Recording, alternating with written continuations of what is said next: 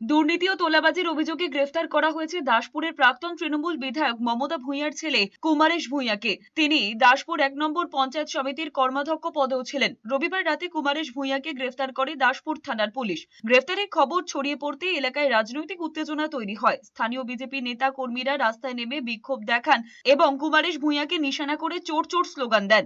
বিজেপির দাবি, তৃণমূল জমানায় দাসপুরের নারাজোল কলেজের একটি ঘর কুমারেশ ভূঁইয়ার জন্য বরাদ্দ করা হয়েছিল। অভিযোগ, সেই ঘর থেকেই এলাকায় বিভিন্ন দুর্নীতিমূলক কাজ এবং তোলাবাজির নেটওয়ার্ক চালানো হতো।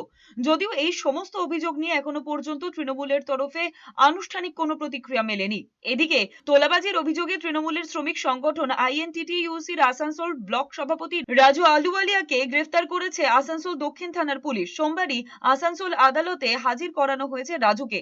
আদালতে প্রবেশের সময় ধৃত দাবি করে রাজনৈতিক ষড়যন্ত্র করা হয়েছে তার বিরুদ্ধে। স্থানীয় এবং তৃণমূল কর্মীদের একটি সূত্র বলছে, ধৃত রাজ্যের প্রাক্তন মন্ত্রী মলয় ঘটকের ঘনিষ্ঠ। हम हमेशा तुलाबाजी के विरुद्ध में आवाज उठाते थे, दुर्नीति के विरुद्ध आवाज उठाते थे, और आज जो आवाज उठाता था उसी को तुलाबाजी के विरुद्ध में धोखा के लेके चला है।